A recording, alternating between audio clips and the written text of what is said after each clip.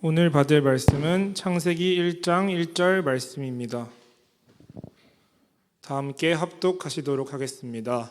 태초에 하나님이 천지를 창조하시니라. 아멘. 목사님 나오셔서 말씀 주시겠습니다.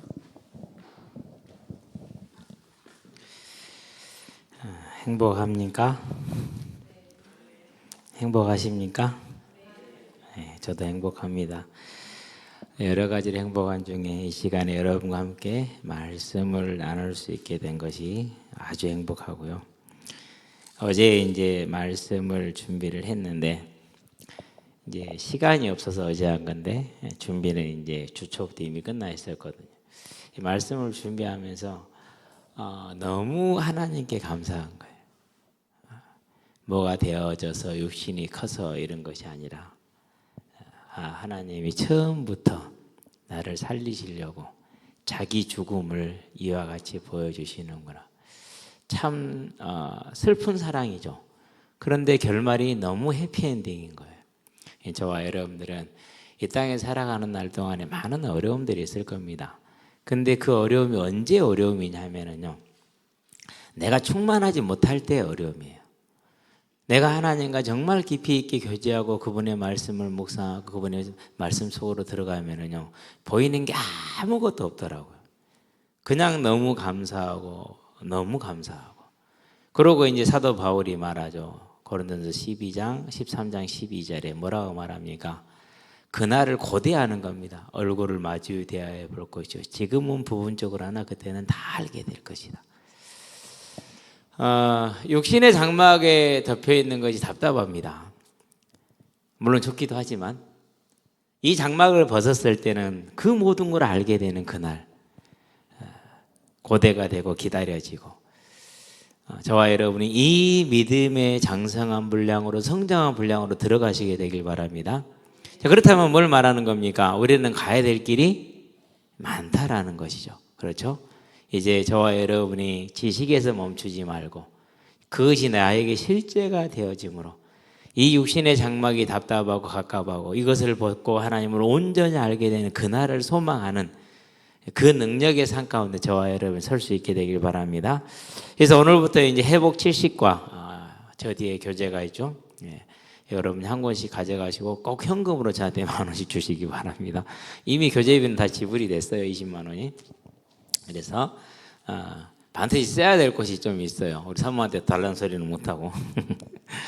그래서 여러분들이 꼭 현금을 하시고 저한테 10,000원씩 주시면 됩니다. 자, 태초에 하나님이 천지를 창조하시니라. 사람의 문제다, 이렇게 제가 제목을 달아놨죠. 자, 여기서 우리가 이제 서론적인 얘기를 꼭 해야 됩니다. 자, 창조주의입니다.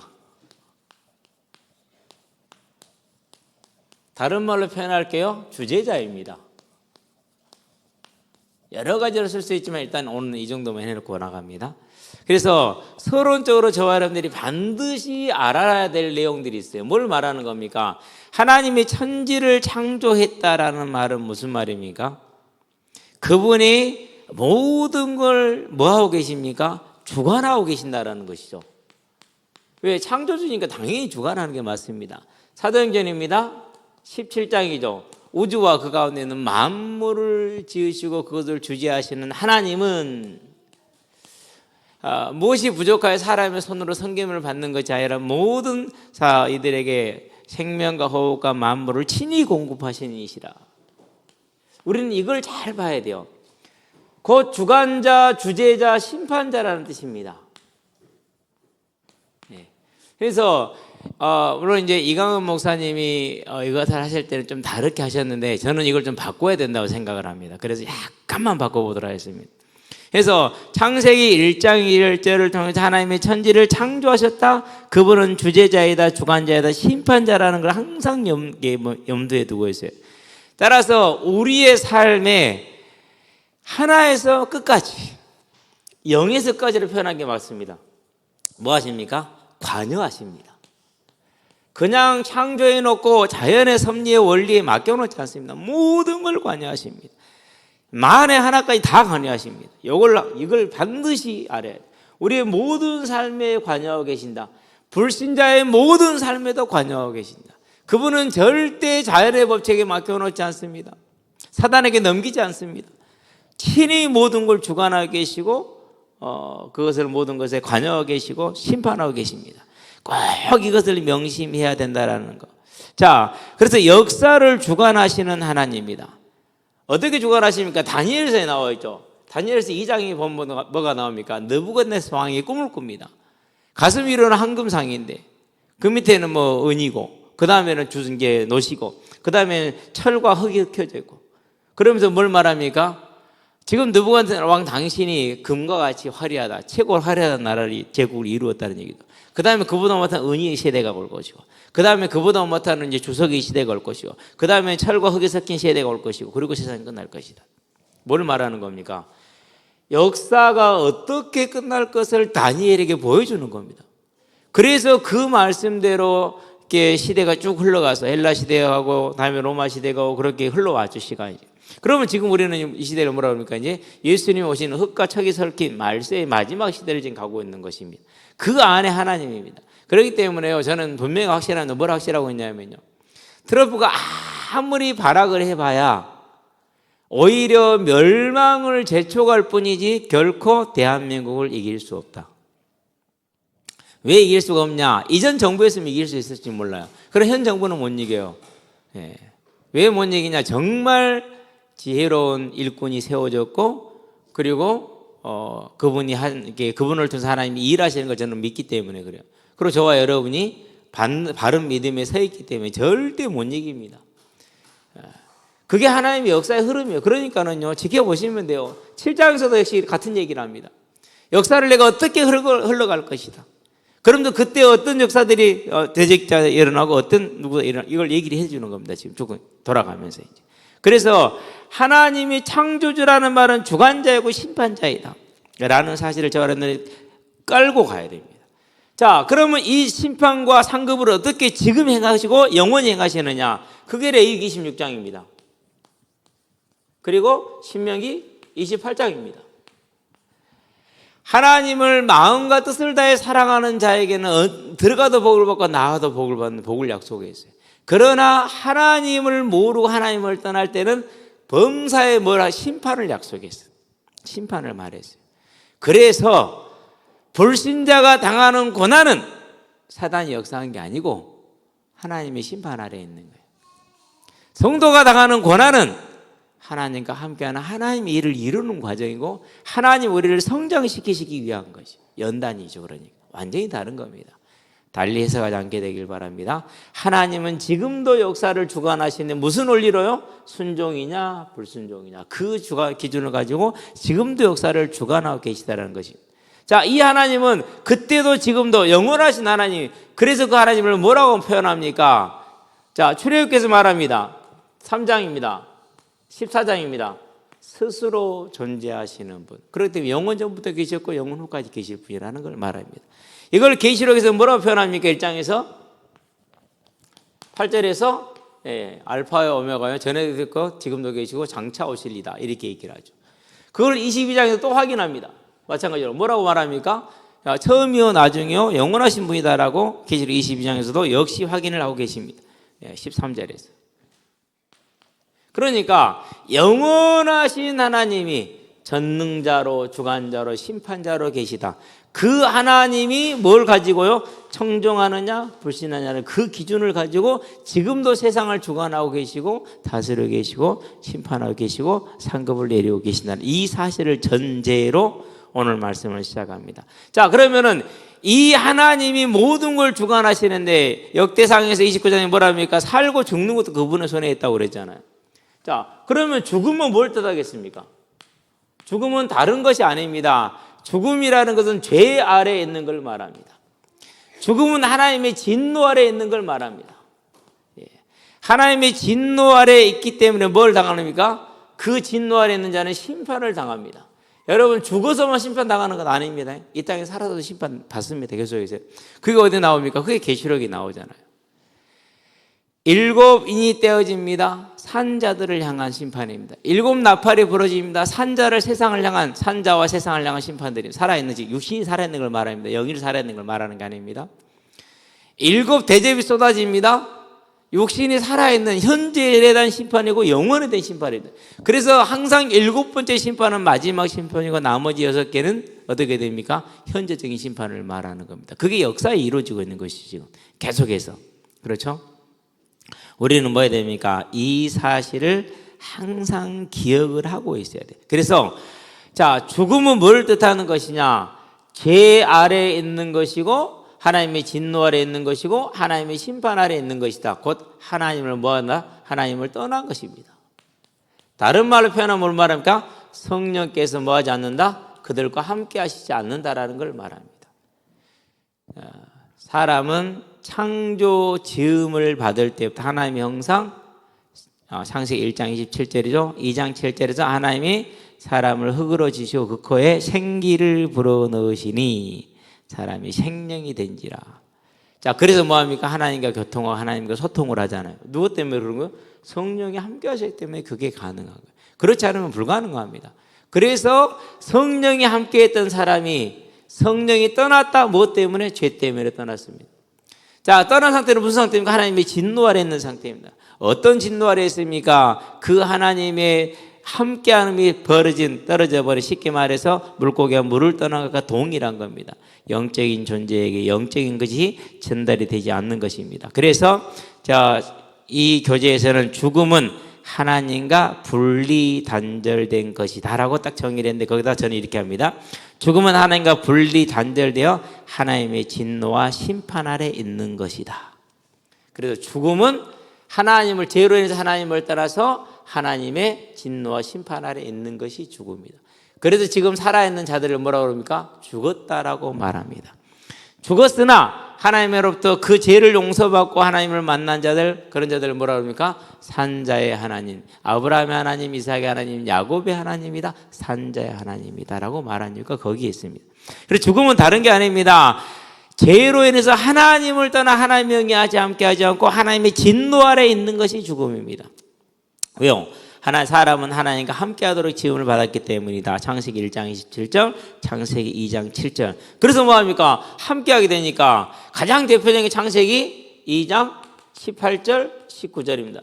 18절에서 보니까 하나님이 뭐라고 말씀하십니까? 내가 사람이 혼자 있는 게 좋지 않네? 짝을 만들어줘야겠구나. 그러고 19절에 뭐합니까? 19절 20절까지 하나님께서 짐승들을 데리고 오니까 아담이 그것들의 이름을 짓습니다.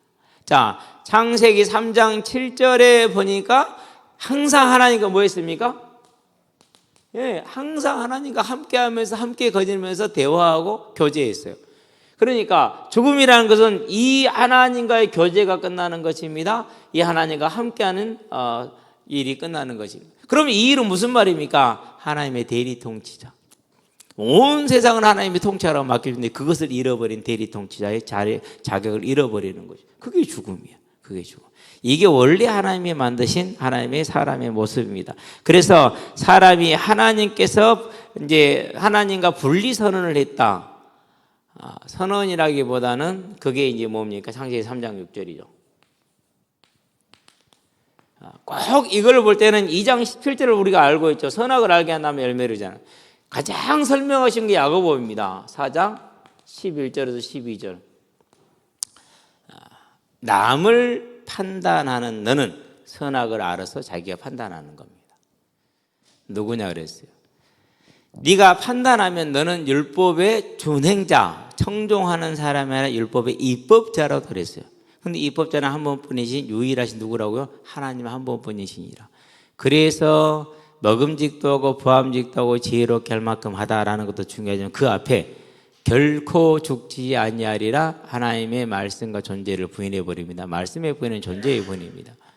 너희가 그 살을 먹는 날에 너희 눈이 밝아져 하나님 같이 돼 선악을 할 줄 하나님이 아심이니라 이렇게 얘기를 합니다. 하나님과 동등되게 하는 겁니다. 그래서 그걸 뭐라고 그럽니까? 불경외. 가장 근원적. 그래서 죽음은 어떤 상태입니까? 죄로 인해서 하나님을 따라 하나님의 진노와 심판 아래 있는데 그것을 불경외입니다. 그럼 불경외의 내용이 뭡니까? 하나님과 같이 되는 겁니다. 그걸 자기중심적으로 표현했는데요. 그래서 모든 사람은 자기가 하나님이 되어서 살아갑니다.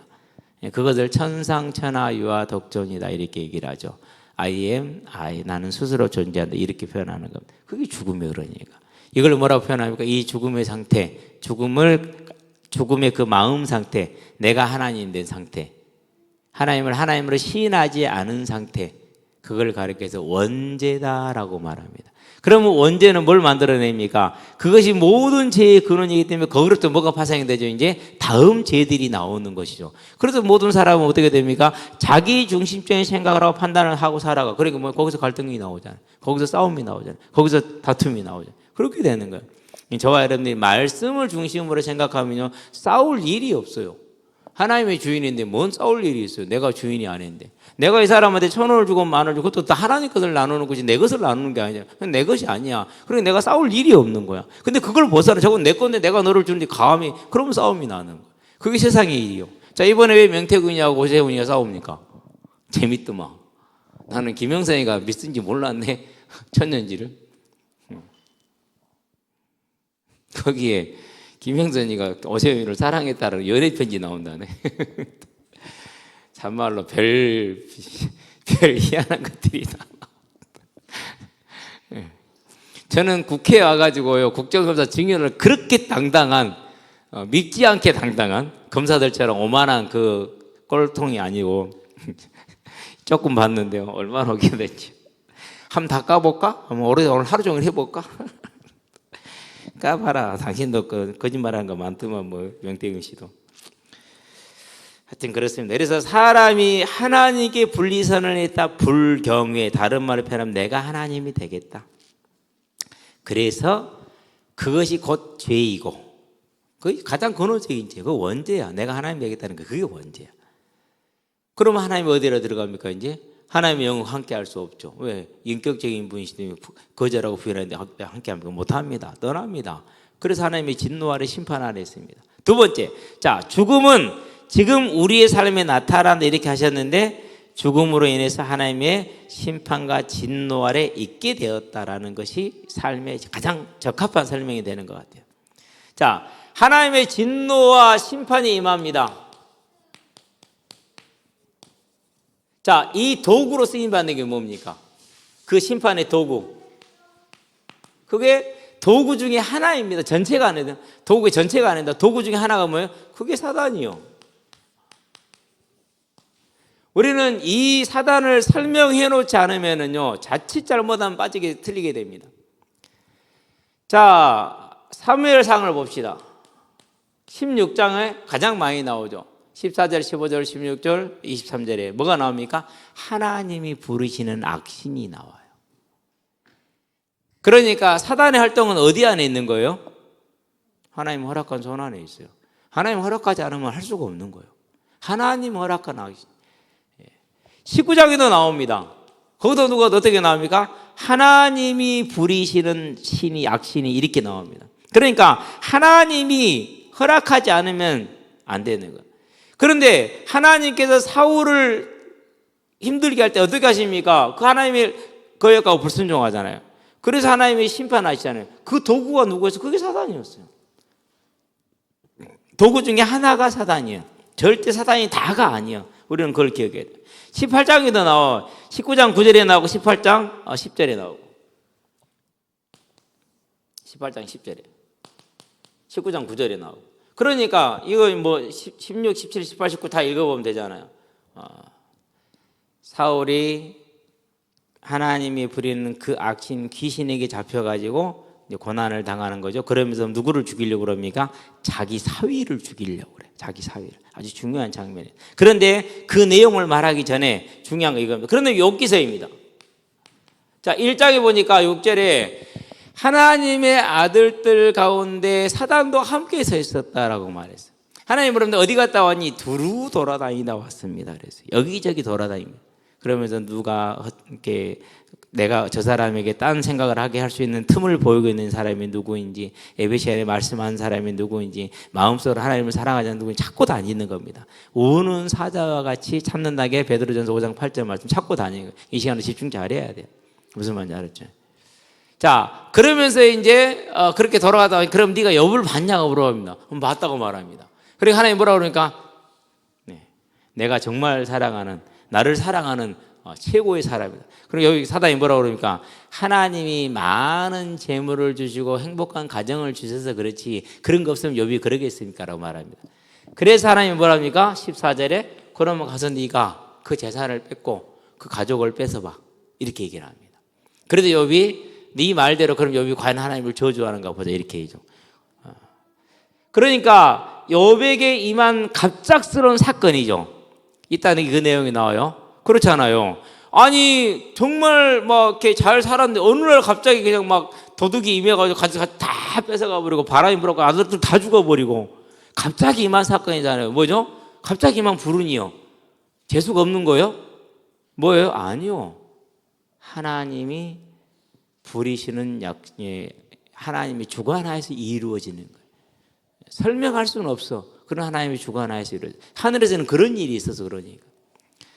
2장에서도 마찬가지입니다. 2장에서 그러니까 또 이제 사단이 하나님께 물어 어디 갔다 왔냐 두루 다니다 왔어요. 여부를 봤냐 봤어요. 잘하지. 그러니까 뭐라고 그럽니까? 이게 살아있으니 그러지 만약에 생명을 잃게 되면 저것이 그렇지 않을까 이렇게 얘기를 합니다. 그래서 하나님 뭐라고 할까? 그럼 그것도 한번 해보라고 말합니다. 그게 몇 절입니까? 2장 6절입니다. 사단이 역사에서 욥에게 질병을 줍니다. 그러죠? 그럼 봐봐요. 어디서 온 거예요? 그러니까 그런 일이 생겼지만 하나님의 진노와 심판 또는 시험이라고 볼 수 있어요. 그 모든 것은 어디서부터 오는 것입니까? 하나님이 행하시는 겁니다. 그 중에 일부를 하나님이 사단을 도구로 쓰시는 거예요. 근데 이것을 어떤 잘못된 사람들은 모든 게 이것이 한다 이렇게 얘기를 해요. 그럼 어떻게 됩니까? 하나님의 주권도 사라지죠. 사단의 왕국이 이루어지죠. 사단의 왕국이 누구 왕국보다 커요? 하나님의 왕국보다 커.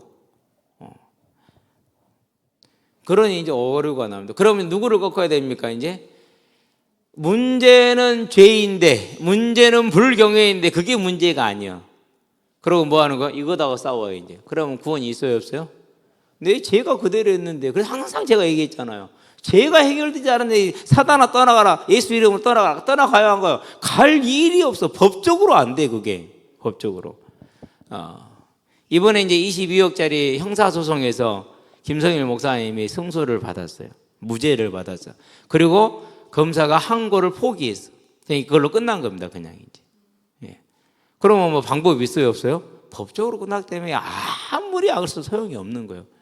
법적이요. 죄가 그대로 있고 불경애가 그대로 남아 있는데 예수 그리스도 이름으로 명하니 더러운 사단은 떠나갈지 떠나가요? 갈 이유가 없어요. 가만히 있어요. 갔다고요? 나중에 어떻게 됐어요? 다시 오잖아요. 똑같아지잖아요. 어쩔 수가 없는 거예요. 그러니까 이 중요한 기초를 틀리게 말하면 그걸 뭐라고 그럽니까? 그걸 이단이라고 그래요. 그걸 사입이라고 그래요. 악한 거죠 아주. 예. 사람들은 거기에 있으면 죽었다 깨어나도 모릅니다. 신천지에 지금 이탈자가 많이 늘어납니다. 특히 어디서부터 이탈자가 나오느냐? 고위직에서 이탈자가 많이 나오는데 왜요? 그 사람들은 그래도 보니까 아니 신천지 영생 불사라면서 인간이 죽게 생겼거든 지금. 아프대요. 그럼 이제 보이잖아요 죽을 것이. 그럼 뭐가 무너지는 거예요? 왜 이만희가 영생 불사한다고 얘기를 하느냐 잘 몰랐는데 어떤 목사님이 설명을 하시더라고요. 요한계시록에 있는데 그것을 풀어줄 자가 없어. 왜? 전부 다 뭐 기호로 돼 있고 색으로 돼 있잖아요. 상징으로 돼 있잖아요. 그런데 말세에 이 성경을 해석해 줄 보혜사를 하나님이 보낸대요. 그 보혜사는 누구예요? 그 보혜사는 성령이잖아요. 그 보혜사가 누구라고요? 그게 이만희래. 그래서 이만희와 누가 동등됨을 채우는 거예요? 하나님과 동등된 거야. 그러니까 참 웃겼어요. 예. 그러면서 이제 이전에 누굽니까? 우리 해방 이후에 그 신사참배 회개하셨던 목사님. 그 목사님이 붉은 용을 공산주의로 해석하셨대. 제가 이 땅에서 신사참배를 뭐로 바꿨다 얘기했어요? 사상우선으로 바꿨다 얘기했잖아요. 진짜 놀라웠어요. 그래서 그 공산주의 때려잡는다고 청년들이 제주도에 갔어. 가서 제주 4.3 때 뭐 한 거예요? 그 많은 양민을 그건 다 누구예요? 그 사람들이 기독교 청년들이었어요. 이런 죄를 짓고도 교회가 뭐 하지 않아요? 회개하지 않아요. 대한민국의 최고의 큰 교회들, 최고의 신학을 했다는 분들. 그러니까 그분이 하는 말이 그래요. 실질적으로 이단 이만이나 교회나 비슷하다. 뭘 사랑하는 것은 돈 사랑하는 건 비슷하고 거짓말하는 것도 비슷하고 그게 문제다 이렇게 지적을 해요. 어느 정도 많이 일리는 있어요. 근데 봅시다. 어쨌든지 간에 하나님은 사단을 도구로 쓰는 것이에요. 도구로. 우리는 이 사실을 언제나 보고 가야 돼요. 그렇지 않으면요 이런 거짓말에 금방 속아서 죽었다 깨어나도 못 해요. 보여줘도 안 돼요. 왜 안 됩니까? 이사야서 6장에서 말하죠. 9절 10절에서 보아도 보지 못하고 들어도 듣지 못하고 그 부분 아닌가? 어쨌든 이제 마태복음 13장에서 말하잖아요. 그래서 죽음은 우리의 삶에서 하나님의 진노와 심판과 시험으로 계속해서 나타나고 있다. 그 첫 번째가 뭐냐? 그 첫 번째가 한 가지 더 해야 되는데 3월 성했죠. 됐어요 이제. 그 첫 번째가 성령이 떠나심으로 사람은 하나님을 전혀 알 수가 없습니다. 전혀 알 수가 없어요. 그래서 시편에 보니까 14편에서 1절이고 53편에도 나오죠. 1절입니다. 14편, 53편은 거의 같은 시예요. 내용이 거의 같아요. 어리석은 자는 그 마음에 말하기를 하나님이 없다 하는도다 그랬어요. 자, 그런데 이 사람들은 로마서에 보니까 1장 19절부터 볼게요. 18절에 이제 하나님이 진노에 대한 것이니까. 그래서 23절까지. 하나님을 알아. 그런데 하나님을 하나님의 시인하지를 않아. 완악한 거죠. 그게 뭐예요? 그게 하나님을 떠나 진노 아래에 있는 거예요. 자, 그러면은 이 상태를 뭐라고 그럽니까? 하나님이 자연 만물에 보여준 거로 얘기했잖아요. 그렇죠? 예. 근데 저와 여러분은 어떻게 하고 있어요? 친히 찾아오셔서 얘기하잖아요. 그게 다른 겁니다. 그래서 뭐라고 그럽니까? 자연 만물을 통해서 보여주는 자들하고 친히 찾아서 얘기하는 건 사원이 다른 거죠. 이게 보기가 어려워. 우리는 보기야 그게. 자, 하나님을 성령이 역사하지 않게 하나님을 떠나버리죠. 예를 한번 들어볼까요? 자, 아담이 하나님을 만났어요. 근데 하나님을께 나아가서 뭐 하지를 못하죠? 회개하지를 못하잖아요. 왜? 성령이 함께하지 않으면 도우시지 않으면 회개를 할 수가 없는 거예요. 그래서 우리는 이걸 잘 봐야 됩니다. 자, 아무리 보여주고 들어도 알아요? 몰라요? 몰라요. 고린도전서에 보니까 2장이죠. 14절이죠. 육에 속한 사람은 뭐를 알지 못한다고요? 하나님의 나라의 일을 몰라요. 왜? 그것은 그들이 보아도 알지 못하고 그들이 그것을 싫어하기 때문에. 한번 읽어봅시다. 육에 속한 사람은 하나님의 성령의 일들을 받지 아니합니다. 이는 그것들이 그에게는 어리석게 보이며 또는 그는 그것들을 알 수 없나니 그러한 일은 영적으로 성령이 알게 해야만 되는 거예요. 그래서 하나님의 진노 아래 심판 아래 있는 사람의 첫 번째 특징이 뭐라고요? 하나님이 보여줘도 그것을 몰라. 그게 진노고 그게 심판이야. 그것이 안타까운 일이죠. 그렇죠? 그래서 뭐라고 말할까? 마태복음에서 13장에서 16절입니다만 그 앞에 이제 1절부터 11절부터 봐야 됩니다. 10절부터 봐야 되는데 10절부터 16절까지. 예.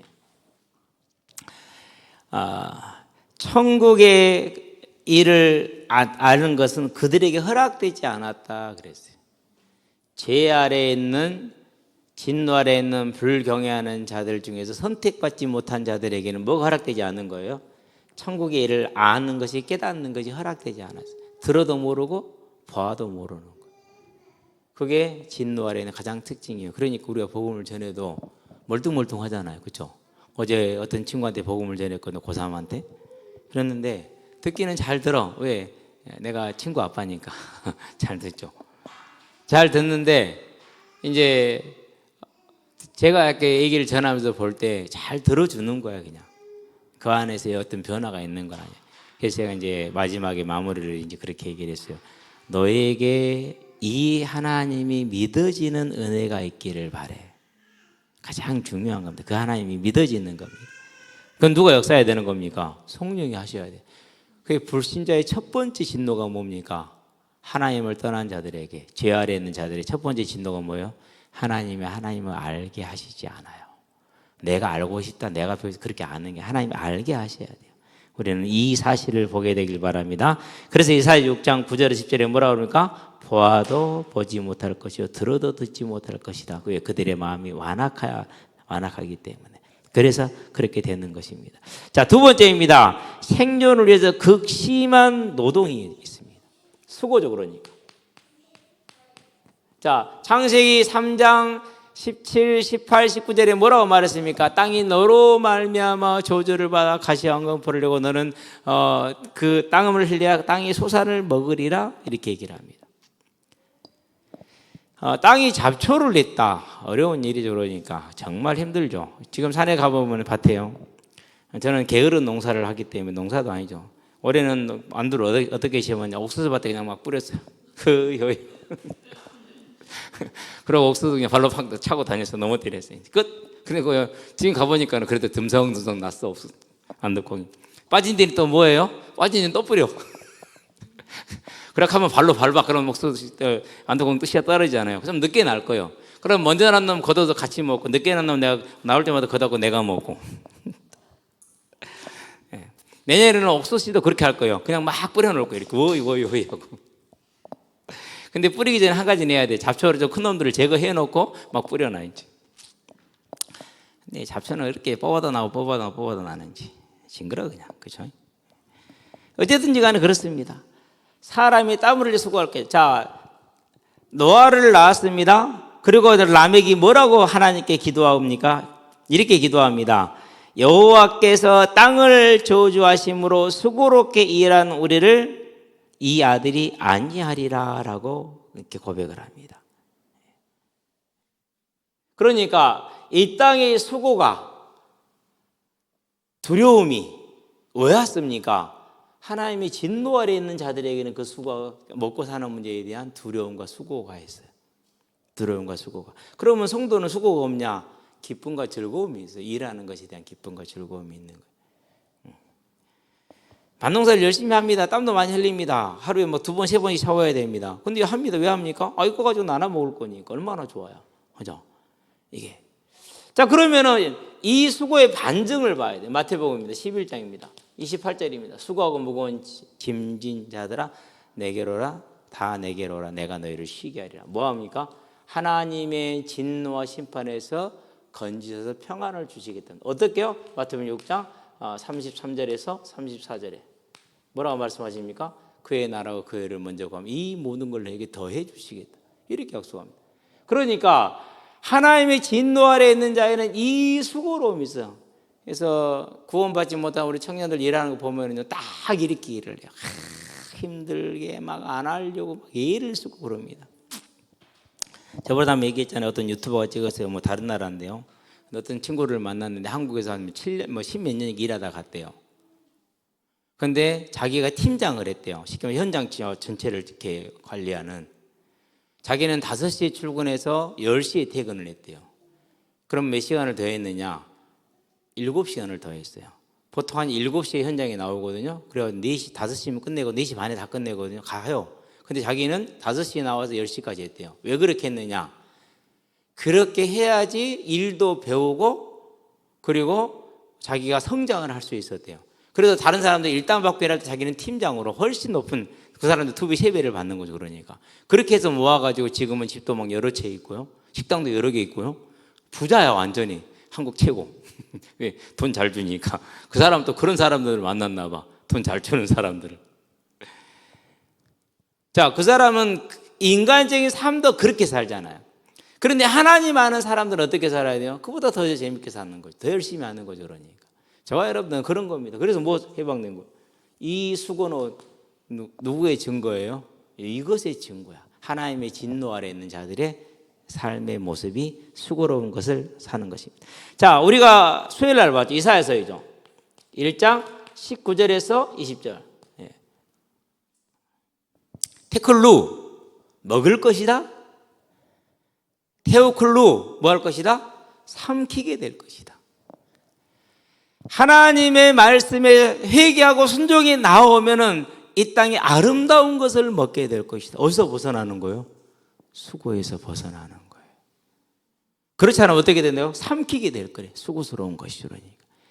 그래서 하나님을 떠난 죄 아래, 불경외 아래, 불경건 아래, 하나님의 심판 아래, 진노 아래 있는 자들에게는 이 땅의 수고가 끊임없이 오는 겁니다. 그래서 모든 사람의 최고의 관건이 뭡니까? 어떻게 하면 자산을 늘려서 내 노후를 안전하게 할 것인가? 예. 요즘 시대에 이제 그 투자 방식은 이재명 정부 시대에는 주식이다, 부동산 아니고. 제가 볼 때 3,800이 넘었잖아요. 80, 어저께 3,880? 그러니까 이제 4,000이 금방 찍고 5,000까지는 갈 겁니다. 5,000까지는 갈 건데, 예. 그래서 사람들이 이제 주식하는 게 되셔야 되니까 여러분은 하지 마세요. 주식 해보잖아요. 그럼 어떻게 된다고? 하루 종일 주식 쳐다보겠다니까요. 그게 그럴 수밖에 없어요. 제가 우리 집안에 형님 중에 한 분이 주식하는 걸 아는데 갈 때마다 그 컴퓨터 화면이 어떻게 됐어요? 켜져 있어서. 근데 최근 한 2년 동안에는 그게 화면이 꺼졌어. 왜 꺼졌느냐? 형수님도 아프고 막 일이 어머님 돌아가시고 그래가지고 큰 어머님 돌아가시고 그래서 꺼졌는데요. 하여튼 그러더라고요. 보면서 저건 할 것이 아니구나. 우리는 주식 컴퓨터 화면을 들여다볼 것이 아니라 성경을 들여다보게 되길 바랍니다. 생존을 위한 극심한 수고와 노동이 하나님의 진노이다. 그 아래 놓여 있는 겁니다. 그러나 하나님과 만난 자들이 그것이 해결되는 겁니다. 세 번째, 인간관계에서는 갈등과 상처가 있다. 그렇게 얘기를 했어요. 어떤 상처입니까? 창세기 3장을 봅시다. 자, 12절, 13절, 11절부터 봐야 될까요? 창세기 3장에 보니까 12절, 13절에 하나님이 아담한테 묻습니다. 11절에 누가 너의 벌거벗었음을 알게 하였느냐? 누가 너에게 내가 먹지 말라는 그 나무 열매를 먹게 하였느냐? 같은 말이냐? 같은 맥락의 질문입니다. 그때 아담의 대답입니다. 아니요, 제가 하나님 말씀을 잊어버리고요, 하나님을 경외하지 않고 욕심과 탐심과 교만함으로 먹었어요. 용서해 주시오. 이렇게 나오는 게 아니에요. 뭐라고 나옵니까? 하나님이 주셔서. 안 줬으면 누구 내가 던지고 뭐 하나님께 구했습니까? 이런 뜻이나요. 구하지 않았는데 괜히 줘갖고 하나님이 주셔서 내게 함께하기엔 저 여자가 먹게 해서. 누구 닮았어요? 저와 여러분 닮았잖아요. 우리 닮았잖아요. 너 때문에, 뭐 때문에. 심지어 누구까지? 하나님까지 원망하잖아, 우리. 그러면은 근본적으로 하나님도 원망을 하는데 옆에 사람 원망 어지간히 하겠죠. 누구 때문에요?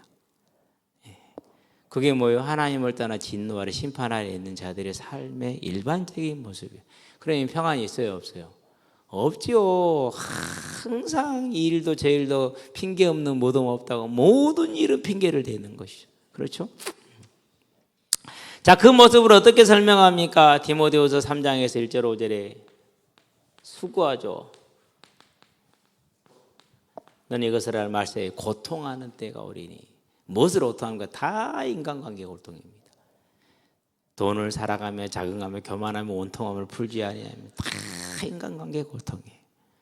그게 누구 때문이라고요? 사단 때문이에요? 안 그러면 하나님의 진노 아래에서 하나님의 진노로 인한 거예요.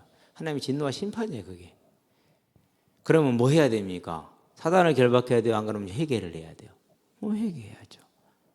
회개를 가르쳐야 돼요, 그러니까. 저와 여러분의 삶에 문제가 있습니까? 회개하게 되기를 바랍니다. 내 죄를 봐야 됩니다. 내 불신앙을 봐야 됩니다. 우리는 그런 사람들이 됩시다.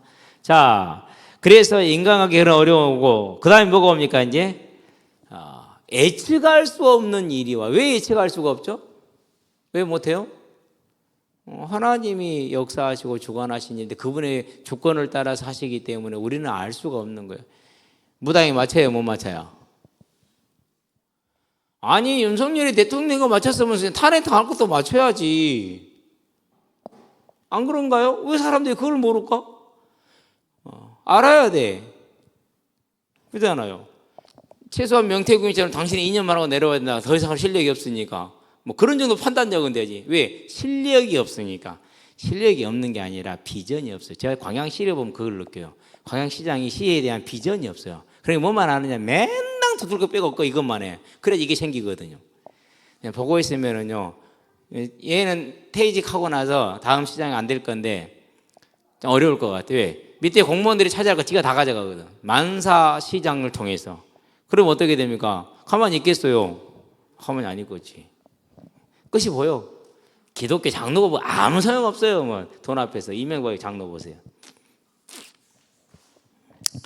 그게 하나님의 진노입니다. 지금은 무사한 것 같습니까? 그럴 리가 없습니다. 갑작스럽게 나오면 하나님이 어느 날 심판하시기 때문에. 근데 사인을 계속 주시죠. 어떤 일이 벌어지니까 잠언에서 27장에 이렇게 얘기하죠. 내일 일을 자랑하지 말라고 그러잖아요. 그냥 자랑하지 말라는 게 아니에요. 하나님의 뜻대로 움직이기 때문에 네가 자랑하는 것은 하나님, 네 생각, 하나님 생각 달라. 이사야서 55장에 말한 것처럼 내 생각과 내 길은 너희 길과 너희 생각이 다르다. 어떻게 하늘이 땅에서 먼 것처럼 동이 서에서 먼 것처럼 완전히 다르다. 차원이 다른 거죠. 그러니. 그렇죠? 그래서 뭐라고 말합니까? 우리는 돈이 많으면 됐다라고 생각하잖아요. 근데 하나님 뭐랍니까? 어리석은 자. 오늘 밤 너의 생명을 내가 가져가면 네가 뭐 하는 게 누구 것이 되겠냐. 그래 갑자기 심장마비로 가는 사람 많잖아. 엊그제 누구 같으면 뭐 연예인 중에 뭐 유명한 사람, 난 누군지는 모르는데 뭐 그거 간 것 같아. 조용히 혼자 그냥 집에서 심장마비로 갔어. 자, 헤롯이죠. 사도행전입니다. 12장입니다. 많은 사람 앞에서 막 큰 소리 외치고요. 우와, 저 소리는 뭐 사람의 소리가 아닌데 신의 소리다 그랬단 말이에요. 그런데 갑자기 막 그렇게 위험 있게 하다가 꽥 하고 죽었어요. 왜 그랬을까요? 20절, 25절. 한 3일 알았다고 그렇게 전승에서는 나와요. 3일 정도 알았대요. 하나님이 벌레를 줘서 벌레가 뭘 갉았을까? 장기를 갉았겠죠. 심장을 지나서 소장, 대장을 지나서 장출혈 나오죠. 심장출혈 생기죠. 죽은 거예요. 그래서 사람들도 급사라고 표현하죠. 이런 것들이. 급사예요? 예상치보다 급사예요? 그렇게 건강한 사람이 아니요. 갑작스러운 거 아니요. 하나님의 심판이 임하는, 하나님의 진노가 임하는. 그게 하나님을 떠난 사람들이 당하고 있는 하나님의 진노, 하나님의 심포라는 사실. 제 아래에 있는 사람들. 자, 그런 다음에 이제 더 극적인 게 하나 있죠. 얼마나 이 하나님의 일은 사람이 예측할 수 없습니까? 우리가 이사야서를 보면 알 수 있죠. 36장에서 37장. 무슨 일이 벌어집니까? 아수르의 사네립 왕이 18만 5천이라는 그 어마어마한 대군을 몰고 왔어요. 최대 그때 강국이야지. 큰 강국이 최대는 아니야. 그때 지금 이제 바벨론이 세수의 세력을 이렇게 키워오고 있는 상태에서 바벨론을 견제를 해야 되는데 유다가 이스라엘이 이제 바벨론을 손잡으려고 그러거든요. 그러니까 이제 그런 이스라엘을 치기 위해서 유다와 이스라엘을 치기 위해서 누가 온 겁니까? 이제 아수르가 18만 5천을 내리고 온 거예요. 이제 그 당당한 위세. 그래도 조금 위세가 흔들리긴 해도 지금 미국 같은 오늘날 꼭 미국 같은 그런 시간표죠. 그렇다 할지라도 아직은 세계를 장악하고 있는 그런 아수르잖아요. 18만 5천 명이죠. 근데 어떻게 됐다고? 천사 하나가 그날 밤에 다 죽였어요. 얼마나 갑작스럽습니까? 상상이나 합니까? 못합니다. 하루아침에 망합니다. 하나님의 죄 아래 있는 자들에게 임하는 하나님의 진노입니다. 자녀들에게는 경고라도 하지. 자녀들 아닌 자들은 경고도 없어. 이걸 이제 열왕기 하에서 19장에서 다루고 있죠. 그렇죠? 이게 우리가 보는 이제 역사인 것입니다. 그래서 예상할 수 없는 하나님이 행하시는 일이니까 진노와 심판이 예상 없이 임한다라는 사실입니다. 자, 그런 다음에 이제 미래에 대한 염려가 있죠. 그렇죠? 사울이요 베냐민 집에서 왕이 됐어요. 왕이 돼가지고 그래도 이제 작은 전투에 승리하면서 이제 모양새를 좀 갖췄단 말이에요. 그런데 블레셋이 쳐들어왔네. 이길 수가 없네요. 골리앗이 드디어 등장을 했거든. 그래가지고 이제 완전히 그 골리앗 앞에 이스라엘은 뭐 같은 모습이 됐어. 그때 누가 등장합니까? 다윗이라는 소년이 등장을 하죠. 그래 골리앗을 죽입니다. 그리고 이제 이스라엘을 승리하게 만듭니다. 많은 사람들이 이제 개선할 때, 개선에 올 때 뭐랍니까? 사울이 죽인 자는 천천히 다윗이 죽인 만만히 이렇게 얘기합니다. 그때 사울이 어떻게 됩니까? 그때 사울의 심장이 안색이 불편했다 그랬어요. 뭐에 잡힌 거예요? 염려와 근심. 왜 안색이 불편하죠? 저것이 내 자리를 뺏어갈 수 있겠다? 그게 불안이고 염려고 두려움이죠. 10절에 16절입니다. 뭐합니까?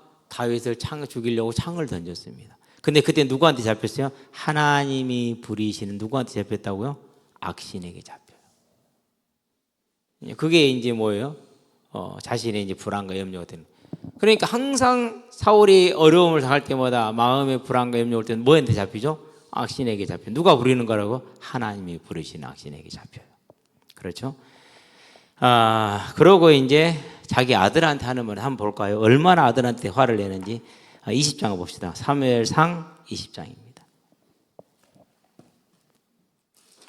폐역무도한 계집의 자식아 이렇게 나옵니다. 나 보면서 진짜 놀랐어요. 폐역무도한. 아이고야 진짜. 사울이 요나단에게 화를 내며 그에게 이르되 폐역무도한 계집의 소생아.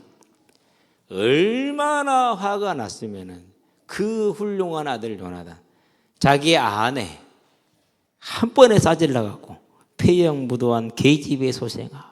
그럴 수 있습니까 이게? 네가 이새의 아들을 택한 것이 네 수치와 네 어미의 벌거벗은 수치가 됨을 네가 어찌 알지 못하랴. 이새의 아들이 땅에 사는 동안 너와 네 나라가 든든히 서지 못하리라. 얼마나 근심과 불안과 염려해서 했습니까? 근데 이 사람은 왕의 자리에 있으니까 그렇습니까? 그러면 재벌은요. 천석군은 천가지 걱정, 만석군은 만가지 걱정. 저와 여러분은 많지 않지만 많지 않은 근심 속에서 항상 짐을 지고 살아가잖아요. 그렇죠? 그래서 뭐예요? 염려와 근심은 하나님의 백성된 자의 것이 아니에요. 하나님의 진노 아래 있는 자들의 것이. 죽음 아래에서 그 죽음의 현상들이에요. 하나님의 진노와 심판의 현상들이라는 뜻입니다. 저와 여러분들 이 사실을 기억하시게 되길 바랍니다. 그렇게 이제 살할 수가 없어요. 히브리서 2장이 뭐라고 그러는게 15절에 죽기를 무서워하여 일평생 종로로 타는 자들을 놓아주려 하심이라. 사람들이 죽기를 무서워해 일평생 종로로 탑니다. 저와 여러분들은 죽기를 사모하는 자들 되기 바랍니다. 육신의 장막을 벗는 게 아름다운 일입니다. 그러나 이 땅에서 분명히 하나님이 행하실 일을 기대하고 그 일을 통해서 하나님의 나라를 이루는 데 충성하시게 되길 바랍니다. 그 다음입니다. 시간이 지나면 우리는 저절로 늙고 병이 든다. 당연하죠. 그렇죠. 왜? 하나님이 창세기 3장에서 뭐라고 말했습니까? 19절에서 너는 흑이니 흑으로 돌아가라. 이렇게 얘기를 했어요. 야차르 먼지란 뜻입니다. 아사른가 아파르야 먼지. 먼지니까 먼지로 돌아가라고 얘기를 했어요. 그럼 당연히 어떻게 됩니까? 이제 응하고 났으면 늙어서 죽어야 되잖아요. 성경 안 나요. 열왕기 하죠. 열왕기 하. 왕하 1장 1절. 다윗이 어쨌다고요? 다윗이 나이가 들어 늙으니까 몸이 어떻게 돼요? 차가워졌어요. 몸이 차가워졌어요. 예. 그런 다윗을 위해서 뭐합니까? 이제 몸을 따뜻하게 데필 사람을 구해주죠. 굳이 그럴 이유가 있을까? 2장입니다. 2절입니다. 다윗이 뭐라고 고백합니까? 내가 모든 사람이 가는 길로 가게 되었나니 이렇게 얘기합니다. 하나님의 진노 아래 누구에게 모든 사람에게 임한 죽음입니다. 그래서 이 죽음 앞에서는 그 누구도 벗어날 수 없습니다. 한 번 죽는 건 정하신 것이라고. 그럼 그냥 죽습니까? 병들어 죽고 늙어 죽고 사고로 죽고 여러 가지 병시로 죽죠. 그러나 그것은 하나님이 정하신 길입니다. 그게 하나님을 떠난 모든 인생에게 특별히 믿는 저와 여러분들에게는 육신의 장막을 벗고 그러고 하나님의 나라에 들어가는 자유를 얻는 거지만 불신자들에게는 영원한 형벌을 받는 것이 되겠죠. 자, 죽음과 동시에 어떻게 됩니까?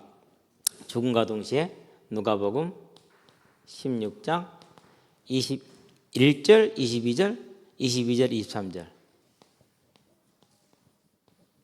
자, 하나님의 일을 하다가 이 땅에서 고난을 받은 거지 나사로, 선지자 나사로로 보는 게 맞습니다. 선지자 나사로는 죽어서 들려 누구 품에 갔습니까? 아브라함의 품에. 그럼 아브라함은 뭘 상징하십니까? 부활을 상징하고 천국을 상징하잖아요. 그래서 어디 들어간 거죠? 낙원에 들어간 겁니다. 예수님은 오늘 밤 네가 나와 함께 낙원에 있으라고 좌편에는 우편에는 강도한테 얘기를 했죠. 그렇죠? 좌편은 항상 좋은 걸 안 줍니다. 우편에만 줍니다. 성경에서는. 그러면은 저와 하나님을 떠나 하나님의 진노 아래에 있는 자들에게 죽음과 동시에 어디를 가는 겁니까? 죽음과 동시에 음부, 지옥은 이제 부활한 몸을 가지고 들어가는 것을 지옥이라고 그래요. 음부에 떨어지게 돼 있어요. 부자는 어디에 떨어졌어요? 고통 중에 멀리 눈을 들어 본즉 고통 중 어디서? 음부, 곧 지옥이요. 그러니까 그게 곧 지옥인 거예요. 그래서 예수님을 딱 만나고 나서 오면 우리 아버지 여기가 있네. 큰일 났네. 어떻게 할 방법이 없잖아요. 그게 저는 제일 안타까웠어요. 제일 힘들었고요. 이게 하나님을 떠난 하나님의 진노 아래 하나님 심판하려는 죽음의 모습이 이렇다라는 겁니다. 자, 그러면은 이 죽음에서 해방되는 유일한 길이 뭡니까? 그게 뭡니까? 이제 그것이 요한복음에 보니까 5장 29절 30절이 나오죠. 근데 어디서부터 읽어야 됩니까? 그 앞에 단락부터 읽어야 돼요. 그 앞에 단락부터. 뭐라고 말합니까? 이제 앞에 단락에서 표현하기를 하나님이 보내신 이 예수를 믿는 자는 선한 일이다. 그게 선한 일이라고 표현을 해요. 그게 하나님의 일이라고 표현을 해요. 그걸 믿지 않는 것은 아버지를 믿지 않는 것이고 나를 믿지 않는 것이기 때문에 그는 그것은 악한 일이다 이렇게 얘기를 해요. 하나님이 누구를 보냈어요? 예수를 보냈잖아요. 그런데 그 예수가 와서 나를 믿으라 내가 하나님의 일을 하러 왔다. 곧 대속의 삶을 감당하러 왔다는데 그 아들을 안 믿는 건 누구를 안 믿는 거죠? 하나님이 보내서 왔는데 그걸 안 믿는 거예요. 그래서 뭐라고 말합니까? 앞에서 이렇게 시작을 합니다. 내가 하는 것은 내가 하는 게 아니고 하나님이 나에게 주셔서 하는 거야. 그래서 내가 하는 일은 하나님의 일이야. 그래서 너희들이 나를 믿는 건 하나님을 믿는 거야 라고 말합니다. 그래서 그럼 언제까지 믿어야 되느냐? 인자대본에서 심판하는 권세를 영원토록 줬다라는 겁니다. 모든 예수님이 행한 것은 하나님의 일 그대로 두고 하나님 곧 자신이 되는 겁니다. 영원히. 그렇기 때문에 너희가 할 선한 일이 뭡니까? 나를 믿는 겁니다. 예수를 믿는 거죠. 그러면은 예수를 믿는 건 누구를 믿는 겁니까? 하나님을 믿는 거고 하나님의 말씀에 청종하는 것이죠. 예수를 안 믿는 건 누구를 안 믿는 겁니까? 하나님을 안 믿는 것이 하나님의 말씀에 불순종하는 겁니다. 그래서 선한 일이란 믿음을 갖는 걸 말하죠. 그래서 저와 여러분들은 기억해야 됩니다. 이 창조주, 주제자, 심판자 되시는 영원하신 하나님을 믿지 않으면은 곧 죽음 아래, 죄 아래, 하나님의 진노와 심판 아래 그대로 머물러 있으면은 영원한 심판을 받는데 그게 불지옥 심판입니다. 심판의 부활로 나옵니다. 무슨 부활이요? 심판의 부활. 죽지 않고 영생하는 몸을 가지고 영원히 고통을 받는 걸 말합니다. 그러나 믿는 자는 뭐의 부활로 나옵니까? 이제 생명의 부활, 천국을 들어가는 것이죠. 그렇다면 저와 여러분들이 이제 뭘 봐야 됩니까? 우리 주변에 있는 모든 사람들, 그들이 겪고 있는 어려움들, 갈등들, 문제들이 어디서 온 겁니까? 하나님의 진노 아래 있기 때문에 온 거다. 그러면 저와 여러분 이 하나님의 진노에서 벗어난 삶을 살아가는 깨어있는 자들이 되기를 바랍니다. 기도합시다. 살아계신 아버지 하나님, 하나님이 하나님 되심을, 천지를 창조하신 그 하나님 되심을, 지금도 만물을 주관하고 계시는 그 하나님 되심을 믿지 않는 것이 죄이고 그 죄의 결과가 죽음이고 그 죽음은 곧 하나님의 진노와 심판 아래서 이 땅에 사는 날 동안에 수고하고 무거운 짐을 살다가 이 땅을 떠난 날 영원한 지옥에 떨어지는 것임을 보았습니다.